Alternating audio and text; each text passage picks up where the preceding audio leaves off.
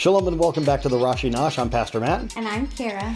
This week we're in Parashat Nasso, and we're going to talk a little bit about music and the responsibilities that people had in the tabernacle and the temple to make music, and how music is a part of our worship and always has been. I mean, going back all the way to here. So some interesting things that we're going to talk about, as both of us are singers and musicians. So before we dive into that, though, we always ask you each week to subscribe to this channel if you haven't already done so.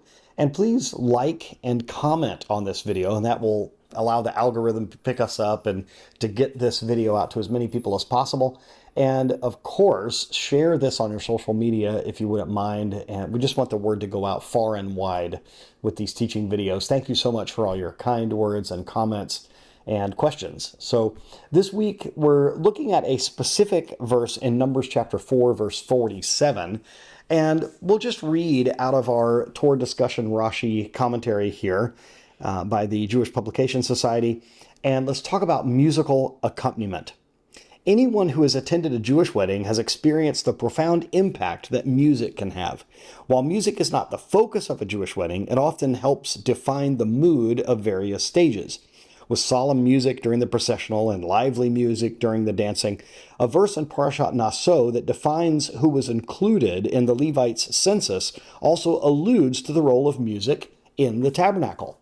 Now, I've been to several Jewish weddings. I've been to many more Christian weddings, but even in a Christian setting, the music is very important at a wedding. It's part of the celebration and part of the mood of everything. So let's read what it says here in Numbers 4:47. And if we aren't reading in Hebrew, and if we don't have Rashi's commentary, we might not even understand that this is a musical reference. So let's read this. From the age of 30 years and up to the age of 50, all who were subject to the duties of service and porterage relating to the tent of meeting. Duties of service. What does this mean?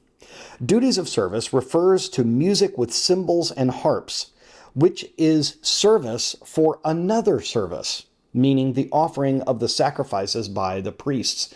In other words, as the priests were doing the sacrifices, the Levites were doing the music. And so the service of the temple, when we talk about the service or the avodah of the temple, we're talking about the sacrifices. But this is another service of worship that is servicing the other service. It's really interesting. These things go hand in hand. So Rashi explains that this verse refers to the Levites' role as musicians who played cymbal and harp music to accompany the sacrifices. The sacrificial service was indeed a feast for the senses, hearing the music of the Levites, seeing the costumed priests perform their duties, smelling the burning of the sacrifices and the aromatic spices, and tasting of the offerings. The Levites' role serves as a model of how a person's creative talents can be used in the service of God and the Jewish people. So let's go to our discussion questions that we always like talking about. Just as music was an important element of the temple service, melodious songs have been incorporated into the synagogue service that substitute for the former temple offerings. Do you find that music and melodious songs enrich your experience in a worship service? And what musical styles speak to you most and why? So I will say, of course, first of all, let me just say that that Chazan Gordon, Cantor Peter Gordon, who is a wonderful part of our organization and has brought such a beauty to our services in the virtual synagogue and to our conferences and everything. He told me when I first met him about a wonderful book called The Sacred Bridge. And if you are interested in music, or if you are a musician, or you just like learning about the history of religious services, this is a very interesting book because it's about how the synagogue borrowed from the church and the church borrowed from the synagogue as far as how our worship is done, how music is used in services, and even what direction we face when we are in a worship service. For instance, it used to be, especially in the Sephardic tradition, and still is today in the Sephardic tradition, that the Torah scroll is in the middle of the room and everyone faces it from all directions. But in other types of synagogues, it is interesting that you have someone on the bema, someone on the platform that is facing one way, and everyone else is facing that person. That came from the church. So there's this wonderful borrowing back and forth that the synagogue and the church have done over the years. Of course, if you go back to early Catholicism, the liturgy is almost borrowed completely from the Siddur. It's really quite amazing that this history that goes back and forth. So whether we're talking about a synagogue service, which we've been in many of, or a church service, which we've been in even more of, what does music what role does music play? Like, does the music enrich your worship experience? I will say for me, of course it does. And I will even say that there are some times where, especially because now I'm not involved in music at our church, we have other people that lead worship, including you. So I'm standing on the front row taking this beautiful music in as we're in the worship segment of our service at the church. Now, at our local synagogue, I lead the music there. So I am very much involved in it there on a giving end. I'm on the other end, the receiving end in the church at this point. And I will say that sometimes not only does it enhance my worship, but sometimes I don't even sing. I just listen to the sound of the congregation and the blending of everyone's voices. It's very inspiring to me just to hear people joined together in worship. So yes, for me, I would say it most certainly enriches the worship experience. And what musical styles speak to you most and why? I think I personally could answer that two ways. I really like lively music, but I also very much appreciate very melodic and reverent and slower music. So I think I can see both sides of this. Even in this, not just in the church, but in the synagogue, I tend to try to give people a bit of both. And this is the way that it's been in the liturgy of the synagogue for forever. I mean, there has been even before the synagogue system was set up, even in the tabernacle and probably even before, where there was a set liturgy, and some of the songs are meant to really enthrall us and excite us. And we certainly see that when we travel the world in synagogue services where we're beating on the podium and stomping our feet and clapping our hands and dancing, and it's very exuberant. And then there are other times where it's very melodic and very, very peaceful and very. I'm thinking of at Havdalah when we sing Eliyahu Hanavi. It's very melodic and reflective and reverent, but it can also be very bombastic. So I would say yes. For me, it enhances, and I think I like both. I think it affects me in different ways. Yeah, I agree. I definitely like both styles of music. Like, I don't think I could pick one over the other for sure. Because usually the ones, that are more enthusiastic and upbeat, the lyrics tend to go along with that. You know what I mean? So, and then vice versa. The lyrics tend to be, more in depth and things on the slower songs. And again, I agree. Obviously, being a musical person, um, music definitely enhances the worship experience for me. And I also think it also just it enables me to focus. I think because when you go into a service, I mean, life is life. You know what I mean? And I know for me and a lot of people, there's a lot going on in my head. And so even when I'm intentional, going into service, there's still a lot, especially when you're in service. There's just details and there's things and Especially when you're helping lead the yeah, service. yeah. So I'm Yeah. saying there's just always a lot bouncing around in there. So I feel like worship is at least in church, because we start with worship, like it helps me to focus, because I can't be thinking of other things. I mean, I can, but I'm able to, really focus in on the words and the worship and why I'm singing and to whom I'm singing. And so by the time I'm done with worship, both fast and slow, um, I feel like I've been able to kind of suppress a lot of the stuff that's just, hitting around. And then I'm more open and able to receive from the message and from whatever else is in the service. And I think it enhances, but also it performs a job for me almost in a way of helping me to settle my mind and be in the moment and be aware of what's going on and open my heart to what's happening.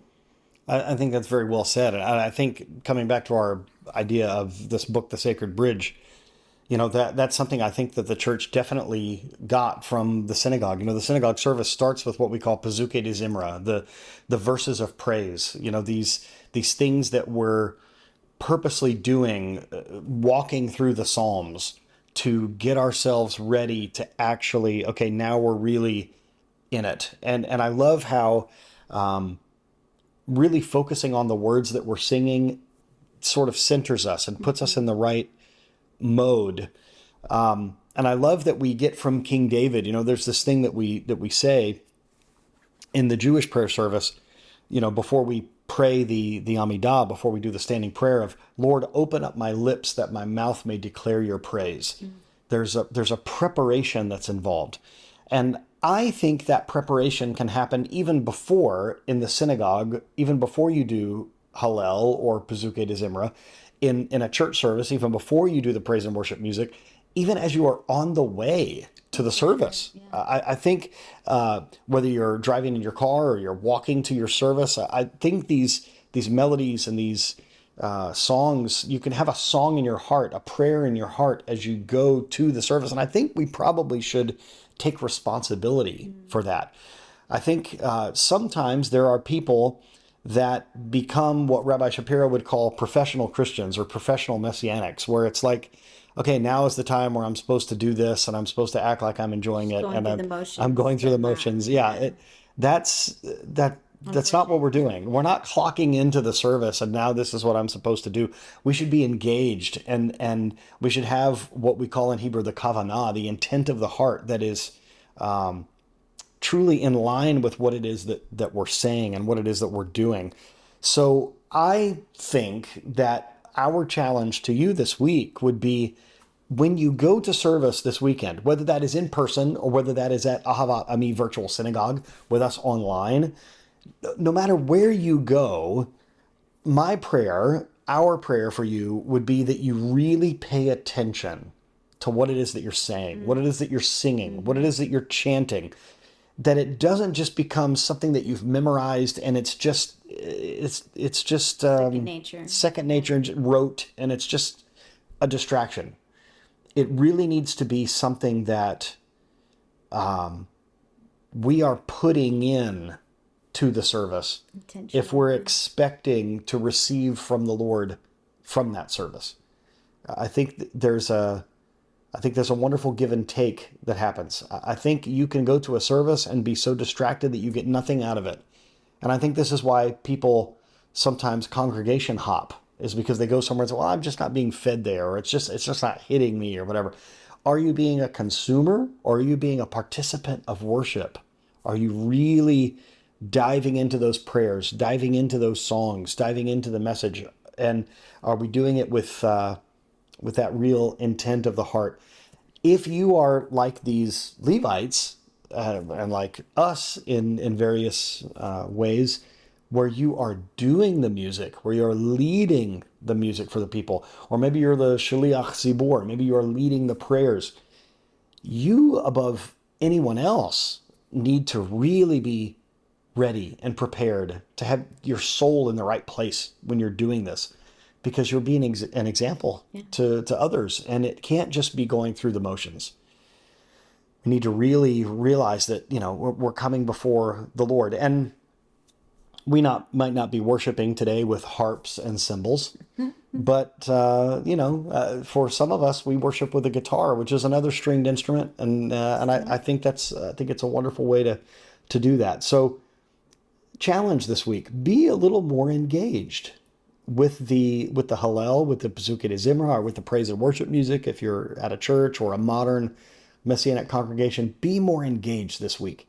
Really put into it your intent and your reverence and your your real worship to God. It's not about us. It's not about us that are singing the songs. Does this make me feel good? Yeah. It's about the words that we're singing to the Almighty. And It's a gift to him.